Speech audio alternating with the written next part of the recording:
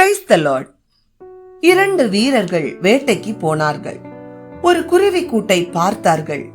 கூட்டிற்குள் கையை விட்ட ஒருவன் மூடியபடி கையை வெளியே எடுத்தான்.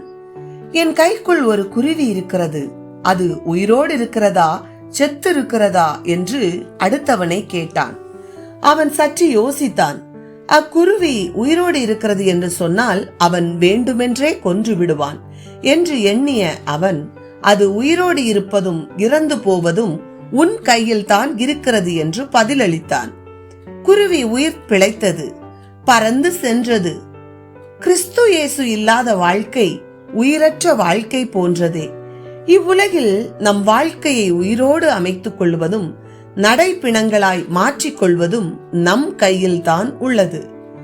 1870 ஆண்டு பிறந்த மெல் டிராட்டர் தன் குடிகார தகப்பனால் குடிகாரனாகவே வளர்க்கப்பட்டார். வாழ்க்கையில் திட்டம் ஏதுமின்றி ஏனோ தானோவென்று வாழ்க்கையை நடத்திய இவர் 1897 ஆண்டு தற்கொலை செய்து கொள்ளும் நோக்கத்துடன் கடைசியாக குடித்து வெறித்து செத்துவிடலாம் என எண்ணி ஓர் இடத்தில் அமர்ந்திருந்தார்.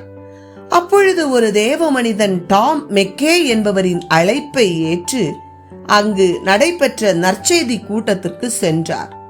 இயேசு கிறிஸ்து உன்னை நேசிக்கிறார், அவருக்கு உன் உள்ளத்தில் இடம் தருவாயா என்ற பிரசங்கியாரின் கேள்வி மெல் டிராட்டரின் உள்ளத்தில் ஈட்டி போன்று பாய்ந்தது.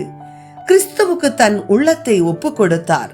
அன்றிலிருந்து குடிப்பழக்கத்தை விட்டுவிட்டதோடு சமுதாயத்தில் குடித்து வெறித்து அலைபவர்களுக்கு சீர்திருந்தும் மையங்களை ஏற்படுத்தினார். 1905 ஆண்டு இவர் பார்வையில் 68 மையங்கள் செயல்பட்டன. 20 ஆண்டுகளுக்கு மேலாக அமெரிக்கா மற்றும் பிரிட்டனில் மாபெரும் ஊழியராக அநேகரை கிறிஸ்துவில் உயிரடைய செய்தார்.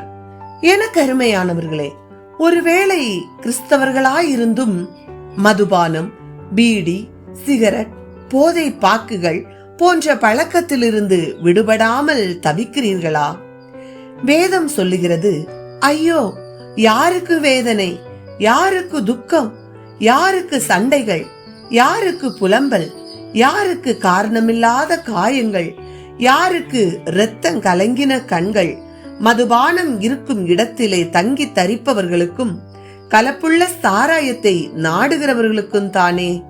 மதுபானம் இரத்த வருணமாயிருந்து பாத்திரத்தில் பளபளப்பாய் தோன்றும். அதை நீ பாராதே, அது மெதுவாய் இறங்கும். முடிவிலே அது பாம்பை போல கடிக்கும், விரியனை போல தீண்டும்.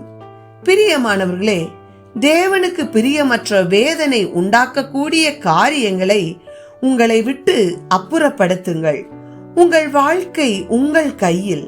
எனவே தேவனே, உமக்கு பிரியமானதை செய்ய எனக்கு கற்றுத்தாரும் என மன்றாடுவோம். கர்த்தர் தாமே நம்மை ஆசீர்வதிப்பாராக. ஆமேன்.